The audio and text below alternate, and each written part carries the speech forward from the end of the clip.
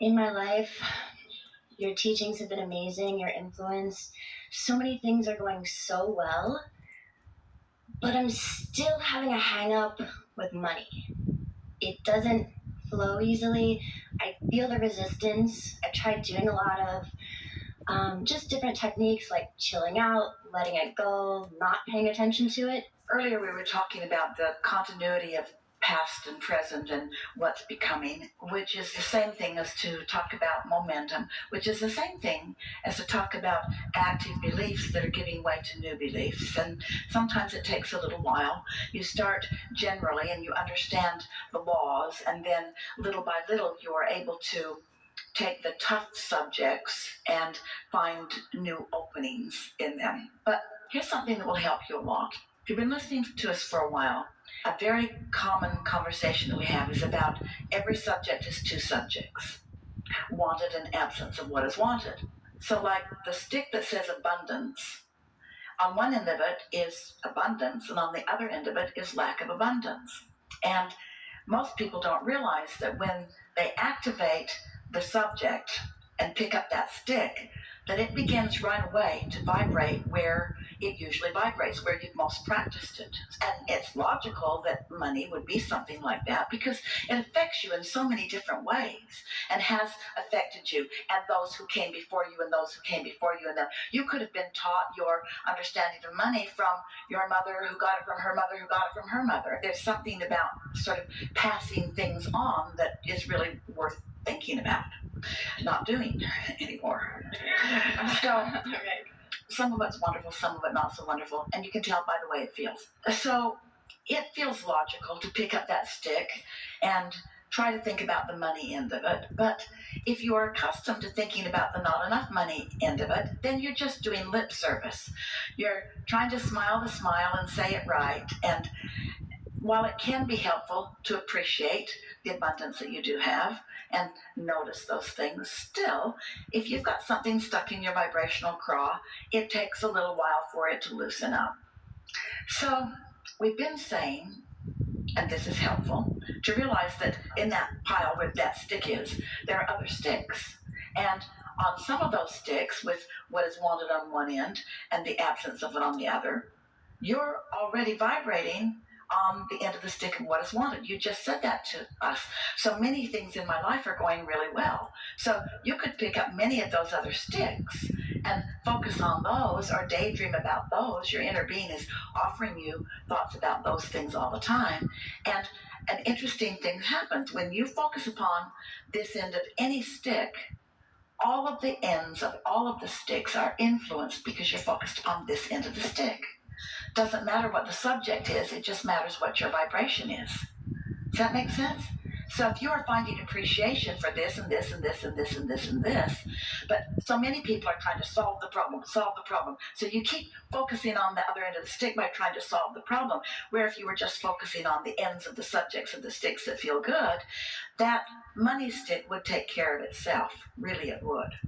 So we've been telling you that for a while, and most of you aren't getting a lot of headway with that because what is what you're focused upon. So now consider this. Let's pick up the money stick. Let's hit this head on. But instead of it saying abundance on one end and absence of abundance on the other, let's put money on this end of the stick. Now, here's our reasoning.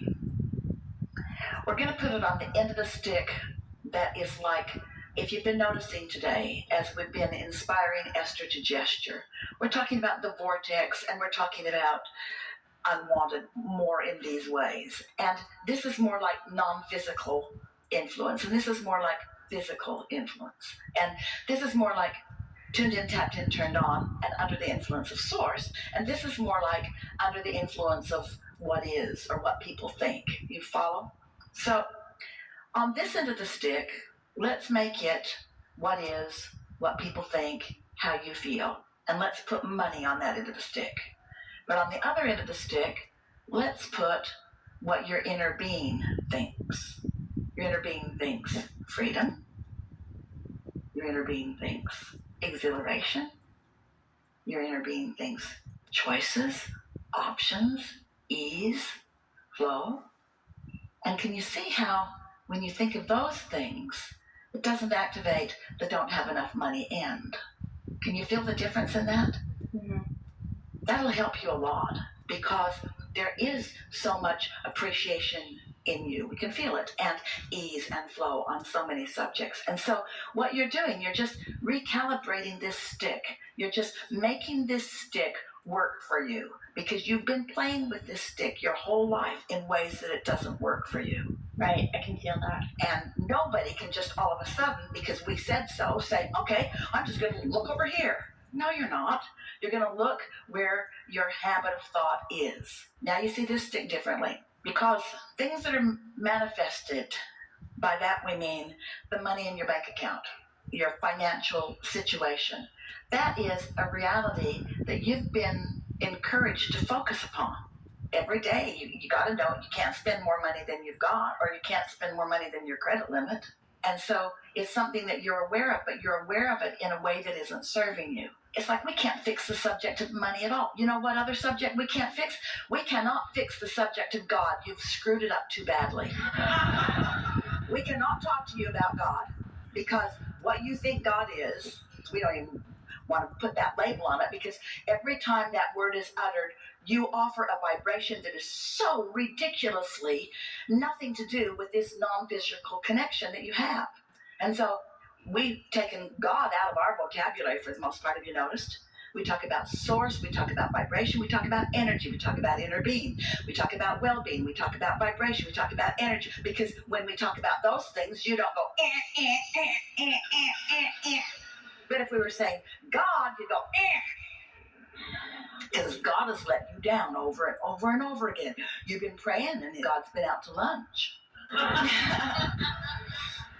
have one other question on this then. Okay, so before you go there, let's just make sure we've nailed this down in a way that you're really getting it.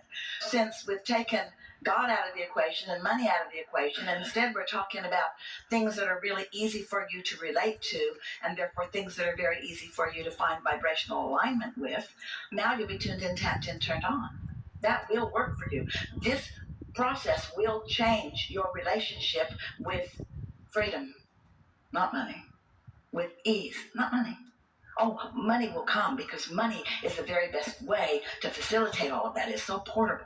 It's so exchangeable. Okay, I'm with you. And so this part of it is a new dynamic. I've recently, within the last 3 months, attracted a new boyfriend who happens to be a multimillionaire. So it's interesting though because so now what's activated? Now she's picking up the end of the stick. Relationship longevity. Relationship, that's a whole nother question, but it's interesting because it is another question. It's a whole nother question. Insecurity is insecurity. If you were tuned in, tapped in, turned on, isn't your money problem sort of solved? Okay, great. Why are you not letting it be solved? Why are you not letting the money that is flowing to you through the path of least resistance, why are you not letting it in? What is stuck in your vibrational craw? And I wonder if it's like something from something my parents taught me or whatever. I try not to stay in the past, but I'm aware. What it is you have this, I've got to earn it thing. But there's no earning, there's just attracting. The lottery is attracting. Marrying someone really rich is attracting. Stumbling over a pile of money in the ditch is attracting. Finding a diamond ring under a bush is attracting. Robbing a bank, not so much. I get you. Okay, so yeah, and I feel that it's, yeah, okay, so I've attracted him, which is actually... So if you were really talking about this in the way that your inner being is, you would say, formerly I'm kind of worried about money, but I kind of got my act together and I was vibrating on the other end of the stick and feeling really good about things and tuned in, tapped in, turned on, and the solution came. But I don't want him to think that I care about his money because I like him for him. So what's wrong with my deal there? I know, right? Well, what it is, it's all all right, but you're just doing what humans sort of naturally do, where you're caring about what someone thinks, because you don't know what he thinks. You're just thinking about what you're thinking he's thinking about. So what he's thinking isn't messing up your vibration. What you're thinking about what he's thinking is messing up your vibration. So you're just doing the same thing with this boyfriend as you've been doing with money. You're focusing on it in a way that doesn't feel good to you, and thinking that you need to adjust to it not feeling good. It's never going to feel good. We would like you to all get to a place where you're accepting that well-being is raining down on you and around you through the path of least resistance, and that's always the way that it is. That would be like you planting a garden and there's a mountain stream running by, and you tap into it and you say to the vegetables in your garden, newly planted, I feel a little guilty about this water coming to us with such ease. Maybe we should go through a few droughts together. Because I don't want that water to think I'm taking advantage of it. I question the ease with which this has come to me, because I've trained myself to believe that I should struggle and suffer.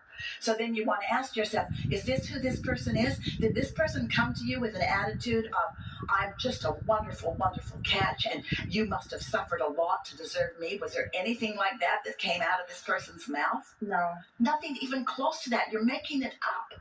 You might want to figure out why. Do you know why? Can you tell me why? It's because your idea of earning and deserving is all jacked up. When you ask your parents for money and they don't have any, they give you an answer that stinks. They don't say to you, line up with it and it will flow to you, because they didn't do it.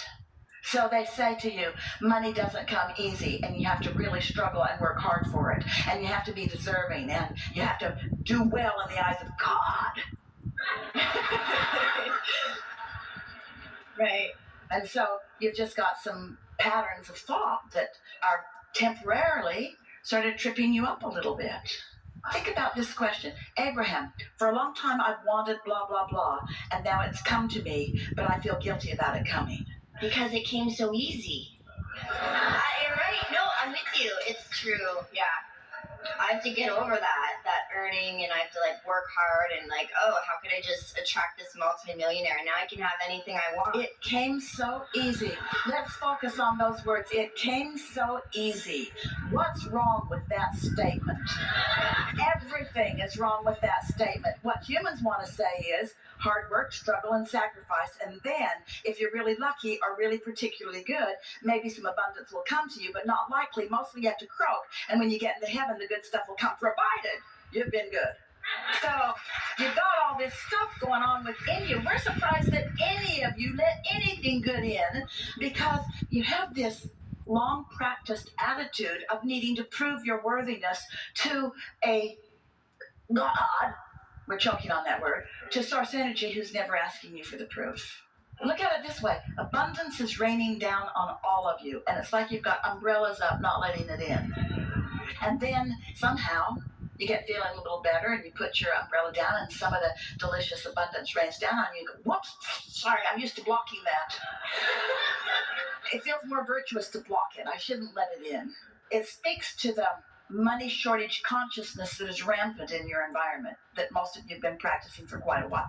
It's like you think that there's this finite pie, and that if you take a big slice of it, that you're depriving others of their slice of the pie. But that's not the way this energetic pie, this pie expands to the degree of your asking. The pie is enormous. If you could see this pie accurately, it's the biggest pie. Esther can't find words to describe the infinitely big nature of this pie. And as humans on the planet, you're eating a slice out of it that's so infinitesimal we can't even find a measurement small enough to talk about it. And you're worried about you taking too much of a pie that hardly anybody else has even dipped into at all. And because they don't seem capable of dipping into the pie, they're trying to get you not to either. Have you seen this pie? No, you haven't. We've seen the pie. We've seen the pie. It's time for you to start cashing in your vibrational chips, you see.